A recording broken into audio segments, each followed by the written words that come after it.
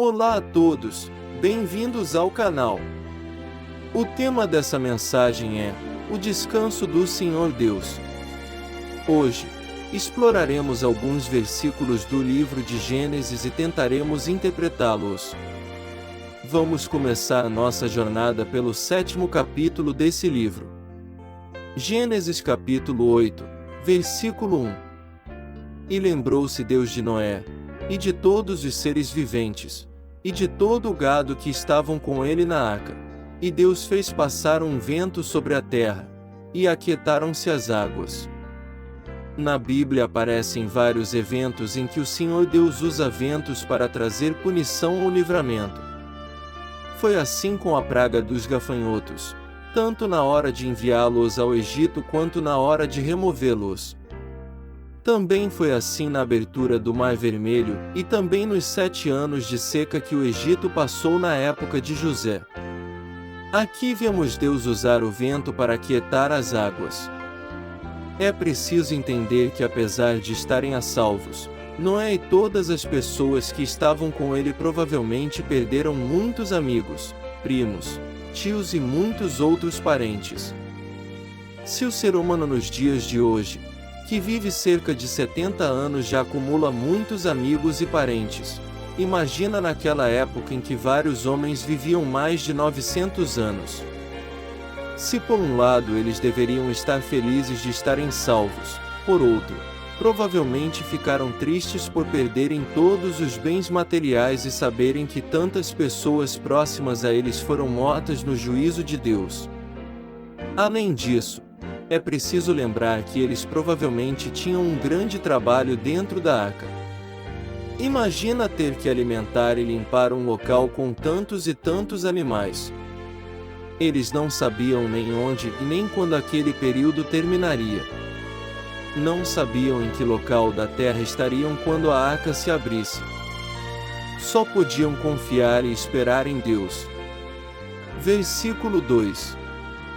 Cerraram-se também as fontes do abismo, e as janelas dos céus, e a chuva dos céus deteve-se. Tanto o céu quanto o abismo ficaram estáveis, sem nada saindo de cima ou de baixo. A chuva da ira de Deus passou e veio um tempo de paz para os que estavam na arca com Noé.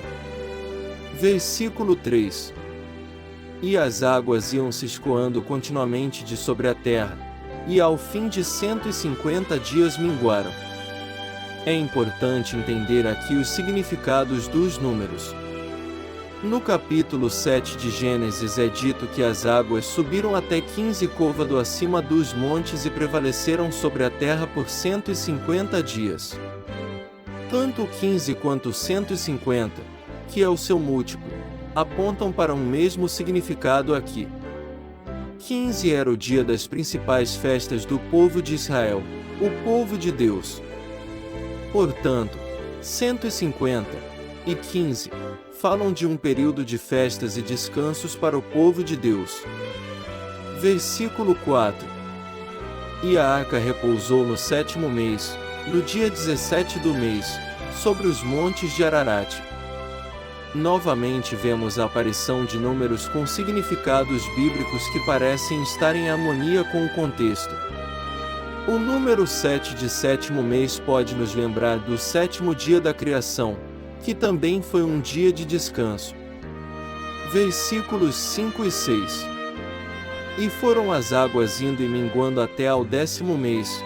No 10º mês, no 1º dia do mês, apareceram os cumes dos montes. E aconteceu que ao cabo de 40 dias, abriu Noé a janela da arca que tinha feito. A arca chegou aos montes de Ararat no 7º mês. No 10º mês as águas estavam minguando e agora passaram ainda mais 40 dias, e mesmo depois disso tudo, Noé continuou esperando o tempo certo do Senhor Deus para sair. Como eu disse antes, eles provavelmente enfrentavam uma rotina de trabalho longa devido à quantidade grande de bichos para limpar e alimentar. Isso sem falar em todas as perdas materiais, sentimentais e o longo tempo de espera dentro da arca. Mas mesmo com tudo isso, Noé continuou esperando pacientemente pelo tempo do Senhor Deus. O número 40 aparece na Bíblia mais de 100 vezes, e geralmente fala sobre um período de teste, julgamento ou provação. Será então que depois de um período de descanso poderia vir um novo teste? Versículo 7. E soltou um corvo, que saiu, indo e voltando, até que as águas se secaram de sobre a terra. Depois de um período de descanso, o corvo que estava preso foi solto e voltou a vagar pela terra. Qual poderia ser então o significado de tudo isto? O significado disso tudo aparentemente é apresentado no livro de Apocalipse, capítulo 20, que mostrarei a seguir. O dilúvio aponta para o dia da ira do Senhor Deus que está prestes a vir sobre a terra. Os salvos dentro da arca representam a igreja do Senhor Jesus, que ele salvará através do sacrifício que ele fez na cruz. O tempo de descanso após o juízo de Deus apontam para o milênio, o período de 1000 anos de descanso que o Senhor trará para a terra após o retorno de Cristo Jesus a este mundo. Os cumes dos montes parecem apontar para os tronos que aparecerão neste tempo. Os 10 meses e a liberação do corvo apontam para o final desse período de 1000 anos e a liberação de Satanás da prisão. Os 40 dias parecem mostrar que com a soltura do diabo, representado pelo corvo, começará então um novo período de teste. O corvo rodeia a terra em busca de carniça, em busca de carne morta para tragar, e é exatamente esse o papel do diabo. Apocalipse capítulo 20, versículos 1 ao 3. Então vi descendo do céu um anjo que tinha nas mãos a chave do abismo e uma corrente pesada. Ele agarrou o dragão, aquela velha cobra que é o diabo ou Satanás, e o amarrou por 1000 anos. Então o anjo jogou o diabo no abismo e trancou e selou a porta para que ele não enganasse mais as nações até terminarem os 1000 anos. Depois desses 1000 anos é preciso que ele seja solto por um pouco de tempo. Versículos 7 ao 15. Depois que os 1000 anos terminarem, Satanás será solto da sua prisão e sairá para enganar os povos de todas as nações do mundo, isto é, Gog e Magog. Satanás os juntará para a batalha, e eles serão tantos como os grãos de areia da praia do mar. Eles se espalharam pelo mundo e cercaram o acampamento do povo de Deus e a cidade que ele ama, mas um fogo desceu do céu e os destruiu. Aí o diabo, que os havia enganado, foi jogado no lago de fogo e enxofre, onde o monstro e o falso profeta já haviam sido lançados. E lá eles serão atormentados para todo sempre, de dia e de noite. Então vi um grande trono branco e aquele que está sentado nele. A terra e o céu fugiram da sua presença e não foram vistos mais. Vi também os mortos, tanto os importantes como os humildes, que estavam de pé diante do trono. Foram abertos livros, e também foi aberto outro livro, o livro da vida.